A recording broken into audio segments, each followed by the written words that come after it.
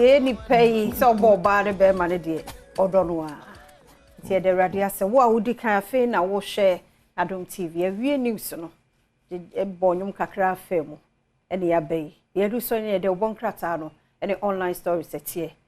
ye director wo be ku fi ampadu babo ma kuma mutu be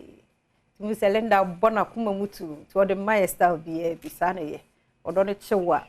aha odo ne chewa ejum bia utime bo former incoming asante mampo no nani da kwan so obepere ho no amfa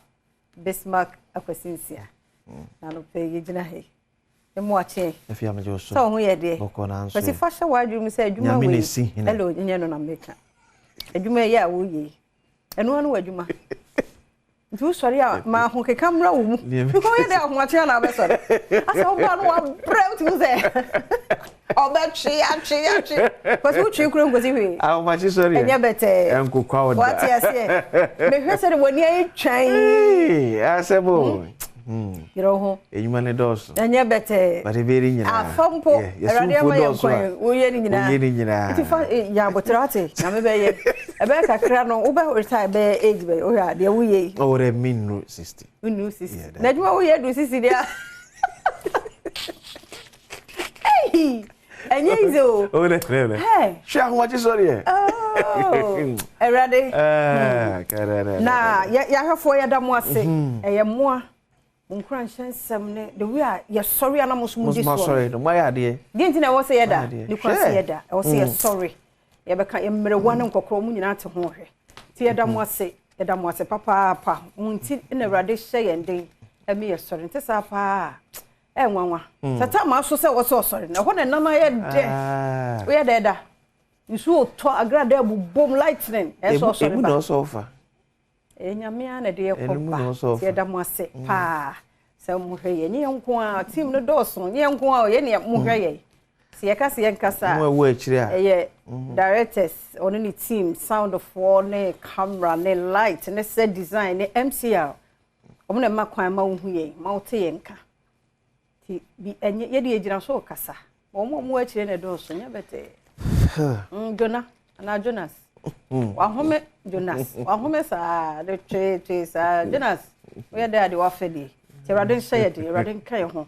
no miemia ya pomu ma ye more energy ade bi ebetumi de asori ahodin mu ya beso ye man Ghana ti e momo akwaba kwasi na some say we incoming oh yes sir ano de woni o se meka say nyame ne se hene nyame de yes sa ti emre no so bebe mu ebebe se nyame wakandada sa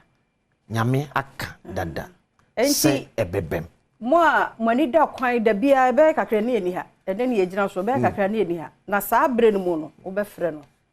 honorable gina suma ma ka cho se mo frɛ me back because ye ko cosmetic sa yes incoming ye ko dwindwin Ghana incoming ya za to mampo mo hwɛ na nche me kai obi ko la who my friend my even so my busy pals I don't parliament na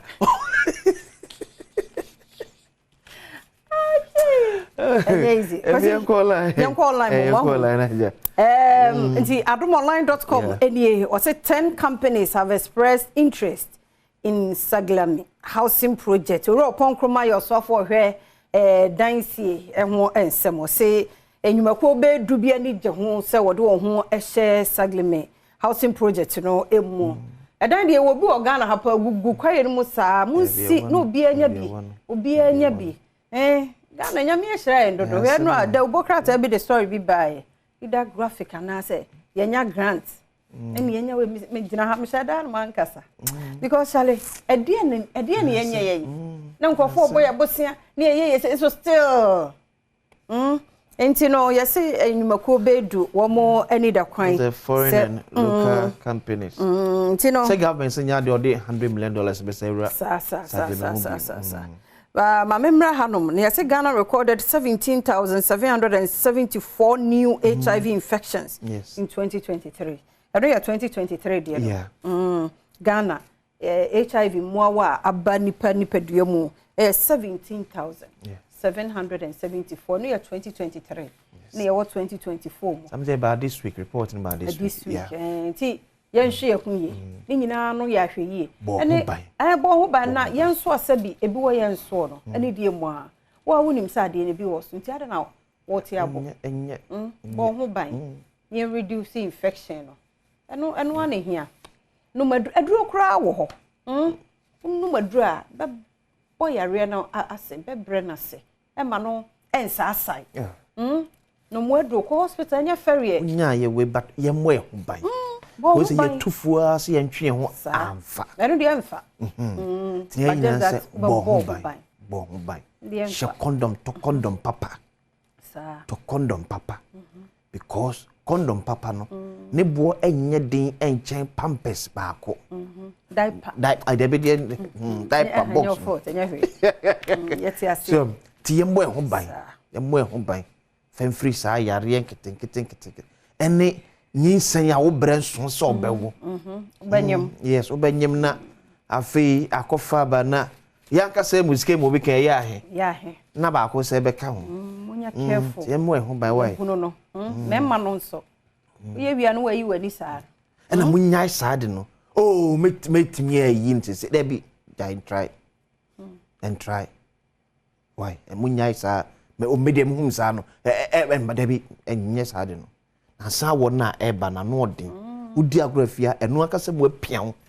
eti show condom why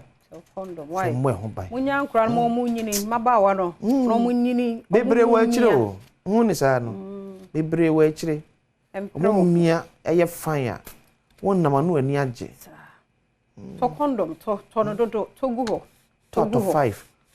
e bia wadru no waka hweda de yentimi hye o seja wontimi nyanpo to de nya condoms no gu ho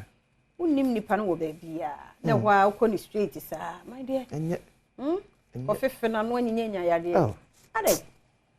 ti anu ano no de aka na entertainment oba adomonline.com a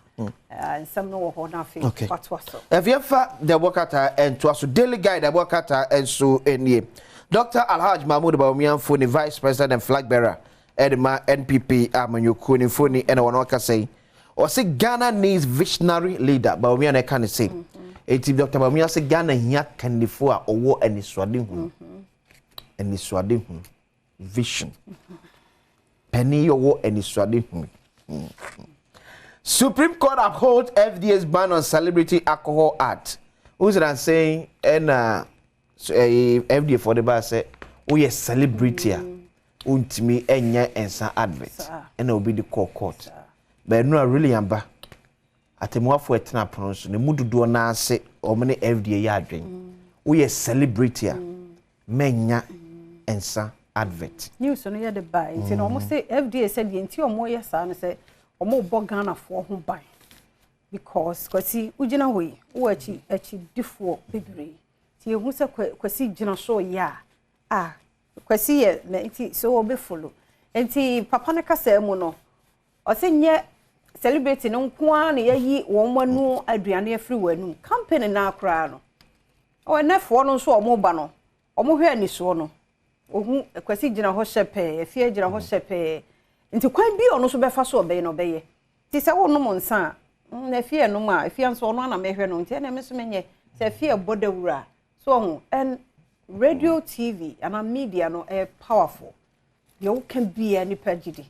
media me before maji bibia to maybe ye bibi no ya na me careful pa because eye wunti ya nkwahi obi beba afia wunti ya interview obi ba beton na duro no kwa beton na airtime no so okona bibi anye ya afia na no ni obi kasa wo he me hwehwe no me hu no ne sa nioma no we de mumie nyina ya nyentum so ati ase unu 18 years ukono mo nsa ye de osukuni but afia FDA for some way na yenya statistics of time na emfa ban no ento by now I see celebrities no so ni ehwe emabuna na enum ensa as compared to ene sa no so nye bad because afia ene emabunu bebre na statistics naturally say bebre kura hwe TV bebre hwe TV tudo na wo social media ti ehwo nyina ehonum no yemba ne ensa advert ti eso mo de ko honso okay sorry me chen na be boss no nso udi ehwo kware se bubakwa betimi atankam no won phone so she say ne advert do na wo social media eti this time no onya wo afia na asa kwesi to tell me say ensan we ye already we hunu nsa no e wo social media then you need to also find out dear na ema ye mabunu bebre eko ensan we mu. It's not just about the influence bibi na ama obi ti baby because I don't know bika ufa ayi adokodoko de otim se mu odepa enso kwabna ne se be besi nchen anom ne mia be kama ni masi so so say dokodoko de no so so benya yare obenya siche yade ne wonni di yenhwe niama emabunu no eko ensanwe mu. It is not because Shatawala akase ensanwe ye ntino bi kwa akoto peer pressure. Yes, it also ye dwen sa ade no influence no yes na make say ye be come later near the influence no eye but the issue is say ene say mabunu dodo na esi o manu abaje ensa no ho a de na do mo awrem peer pressure pesa wo kompona no the first ene program be kwa ndim ko pie wa na jo sa enkwasi ko hwe shisha nom ne ade ntwini mu puhu che say eme ade de me mpe wo ho ne I don't know but am say omo sesa ne de de omo de twe no do na me hu ne say say de kwasi twe na so twe but am say so obi akura ne straw say bia omo de twe sa na jot ne wi ne tie ko sa de no aye life as one twe bia na wa ye kolo na omo tete ho no omo twe ene ne ya ye bi balloon nti aye so obi kura balloon o di hu ma me na say ya fa ways and means bia ye create ade no ma no ye attractive hwe tramadol atina na ba na mo ese na ye report be on tramadol what is a celebrity ye advert for tramadol but hwe emabuna they are into tramadol you see them because you me emfa asem no eni there's a challenge or see the root cause of the challenge, you know. So it's not about celebrity be endorsed but me if you say mempa me too akosi say me necrophobia or manu wi anante but we come no da e be come no da eyewa wo timi show ho obi ntumi sha no na fiazi santete na o se enya from ye fie ye sori ye nwuma mu ye school mu e wo say ye man o say santete ni free wonom I don't know so obi pressure be me that is it no obi no mon santi chinchinam da bi me se me mpa me o ya de a owo me se me nya namfo afia yes ebi so ye ni bre wani bre no tu pesa de o ye bia so ye bie so esono no na esono me say adwuma afia ye broni baby free CNN be trainee ye me former station eno mama paper say me ready afia man kan pokura be say 2 paragraph and also be stop you smoke now say there was no you need to start smoking wow afia me di na chi enom jot for almost 1 year edwe bi na mu say ade a me obi akura nhia me ka just akwasi now so the voice more you draw. Oh shit. So my issue was there. Why do you have to continue this? That is it. Mejai. Baby, obenya ya olong say. Eja make us say, yan fasad na nhye mu say, me wo ba, me training me ba no wo fie.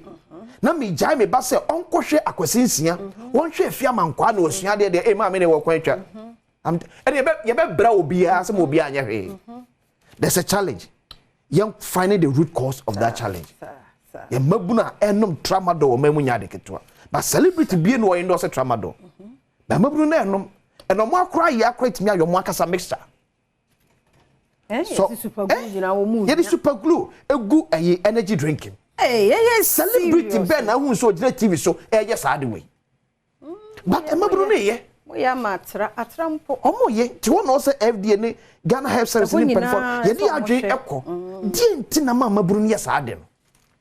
Fiama yare bebre adosu yare bebre conditions bebre ya boy yare bi di na o hwehwe basa mum ye nyina hwe ho ye yenye careful ate hwe be bia ofri no we do life kono no me bia me bodam the young boys girls bodam sabre ya ye hia samu enne juma be ye adwuma no wate ahone no we eno ahomache me ba no na me hu oba no ba kama ba fe ba panimu nso aye rasta na ntoma na me say awa obi ana o nante o say ye nante ana ya wo ye mpabo because by the time me see ye na me du ana kwa bana ne wo kwan sai kasa toto ne nante ate Mummy anya careful. Emre na so. Yenko via. Yenko ho. Ti ye kwedi agudie mu nsa America se edu body to so health tips no o sickle cell no. Ko hwe o status o. Ye kan o. Kokohwe ho komo week mo. Ye die wie pia ho se pebeba mambo atema na fe nkomo bi wo ho a ye de beba asemidi kan beba pensem mu wo ho. Koso ana ne yentena Wadom TV Badwam ye da se.